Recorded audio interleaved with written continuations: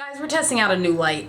I gotta be honest with you. You'll probably see us for the next few videos in different situations and different lighting. Backgrounds. We're testing out a bunch of stuff, so bear with us. Hopefully you guys still enjoy our video. This week we are going to be giving, guess you can call it a relationship advice video. We're gonna be talking about trust and what that means for us and how it has affected our relationship, and hopefully just share a few tips with you guys that may or may not be helpful. So, like many of you out there who have dealt with trust issues, once trust is compromised in a relationship, it is really, really hard to bounce back. As daunting as it seems, I promise it's not impossible. You know, Chelsea and I have dealt with lying, infidelity. Our trust is withered away into nothing, and we, you know, a lot of you guys have made comments about how inspiring we are, that we've been through all of this and we stand here taller than ever, and a lot of you guys are just like, how are you guys still a couple after all that you guys have experienced? And so we're going to sort of get into a little bit of that and the steps that we took to sort of bounce back from all of those trust issues that we had. So trust me when I say it takes a lot of work, but like it doesn't stop there. Chelsea and I are not perfect. Chelsea and I are still working on rebuilding the scars that were inflicted on us in high school. So like, you know, we've come a long way and our relationship is definitely stronger than ever, but by no means is this an end all be all. We still have a lot of work to go. So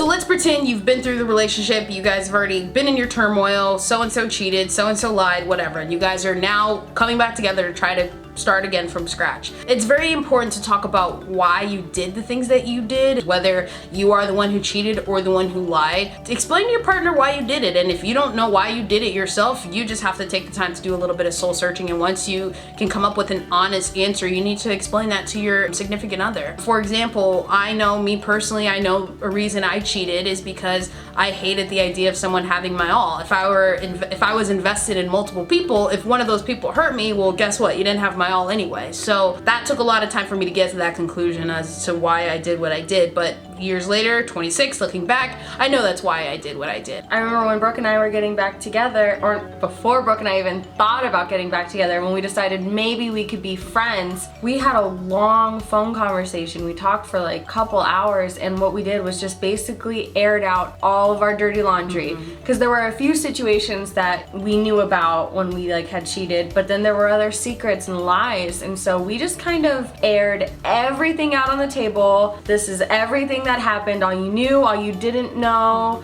and kind of why it happened, and then from there we tried to rebuild our friendship. When working on trust issues, you also want to evaluate your relationship. You want to evaluate the strengths, the weaknesses. Is it even really worth putting so much work into it? Can you move past what's happened? That's something you definitely need to think about. Like I had just said, you know, when we were becoming friends again, I was like, there's no way we could ever be in a relationship again because there's just no way I could ever trust her, and vice versa. There was no way she could ever trust me. This is my favorite analogy ever. Like, you have a glass vase, and imagine that is the trust in your relationship. With every lie, with every cheat and everything, you're putting a crack into it until it's just into a million pieces. Brooke and I started this relationship that we're in right now from that million pieces, and we molded them back together, and slowly but surely we started to glue them back. You know, we're working on it every single day, but it takes so much effort and so much work. You can't just wake up one day and be like, hey, I trust you. You know, you have to prove that to the person. We've been back together over 3 years, strong, faithful, but there are still times when we, you know, go back and revert to our old ways, and we just have to check ourselves. We have to talk about it. This is what's making me uncomfortable, and this is why. And it's honestly a lot of work. So if you don't see the future, you don't see down the road, you know, that it could be back to that 100, that's something you got to think about, if it's really worth putting this much energy into it.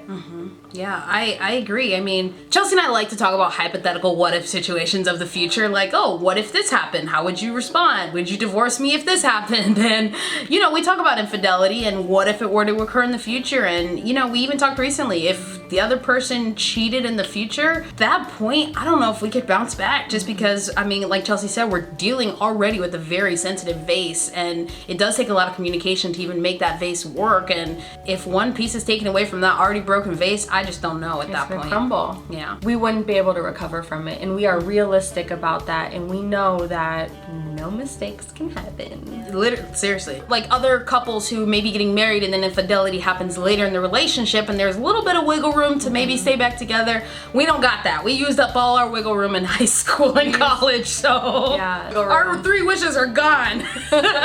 It's very important when rebuilding a new relationship to set very clear ground rules. Set expectations of what you expect from your partner and what they expect out of you. You just have to be direct and straightforward about what it is that you want. Setting those ground rules from the get-go only helps. Know what's gonna piss your partner off, know what's gonna tick them off if you do X, Y, and Z. And if your partner is defensive right off the bat in setting this game plan of like, well, I don't see why I have to set a game plan, we should just take it day by day. If your partner's committed with being with you and fixing this trust, this is what it costs. If how they respond to you wanting to set a game plan and set those expectations says a lot about your relationship. So they should be open-minded when it comes to this. And it's not just as easy as setting these ground rules, but sticking to them and being honest. Like, you know, I see over and over again, it's like expectations are set, but then the partner's like, oh, I just set the rules so that my wife feels better about the situation. I'm still gonna go off and do my own thing. No, it doesn't work like that. If you're gonna set expectations, you have to honor them. And You'll get caught. I feel like people lie because it is the easy thing to do. The truth is hard. Hearing the truth is hard, and people accepting the truth is even harder. But it's hard in the moment. See, a lie, while it's easy in the moment, that lie follows you and haunts you and becomes bigger and it grows. At least the truth, it's hard, but it's over with, and you don't gotta think about it anymore. When we were first getting back together, we were both very vocal on what we were okay with and what we weren't okay with.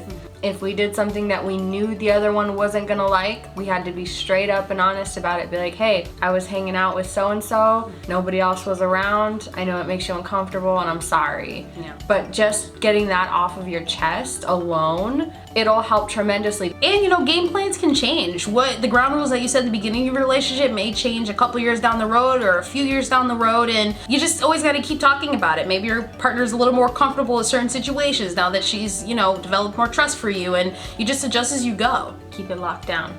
Keep that shit locked down. Reassurance is also a huge part in building trust.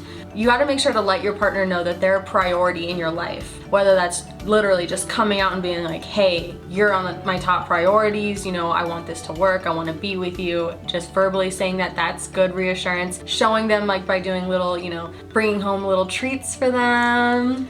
Chelsea loves her treats. I must admit, I'm spoiled too. You know, just to show them how grateful you are to be with them. All the small things that you do, all of the small moments that you share, they end up being the best memories, and they end up making your partner have warm fuzzy feelings, and that's always great. We are all about the small reassurances. We're not about the grand gestures, the taking her out to the $600 dinners. Like, we don't need that. Chinese food on the couch is fine. Just tell me that you love me while we're eating it. Like, we are all about doing the little things, and it makes a world of a difference, whether it is bringing me home hot fries or Chelsea gets dark chocolate Hershey's. Yeah. Hint, hint, in case you guys ever want to send us snacks. Like, we know how to, we know how important that is for each other, and we're good about doing that. Yeah. Brooke, she's someone, she loves verbal reassurance.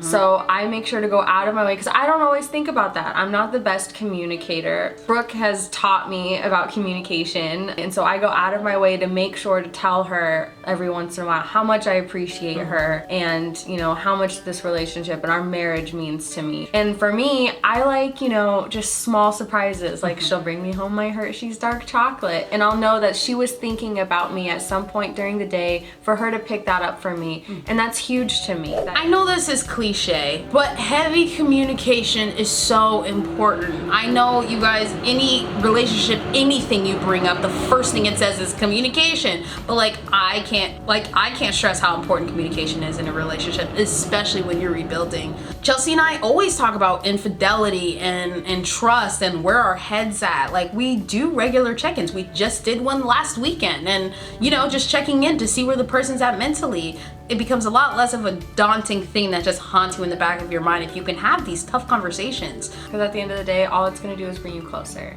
Lastly, you have to learn to forgive your partner. If they've messed up and they are willing and putting forth the effort to try and build this again, you're not gonna get anywhere until you can learn to forgive them. You can't start the next chapter of your relationship if you keep rereading the last one. You have to forgive them, not only for them in your relationship, but for yourself too, so that you can be peaceful, because you don't want to bring any negative turmoil into this new chapter of your life. If I can sum all this up and this is probably the biggest revelation that Chelsea and I have had that really helped us move past it, is understand that people change. I know people are like, once a cheater, always a cheater, whatever. People change, people grow up, people learn more. Understand that there are consequences to your actions, and with this knowledge, you can make better decisions. So yeah, I'm not gonna make the same decisions when I was 16 as I would when I'm 26. No one would. You're not the same person you were when you were 10 years old. I can't expect you to like the same things. So people are always growing and developing, and so you really can't hold someone down for something they did so long ago that they would never think to do again. Alright guys, well, hope you guys enjoyed this video. Please be sure to give it a big fat thumbs up. If you have any more advice about trust issues, or I'd like to hear your story actually as well, please do so in the comments below. Be sure to give us a like on Facebook, Instagram, and Twitter. I am OMG Brookeberry. I'm OMG Chelsea Berry. And we will check you guys next time. Bye! Bye!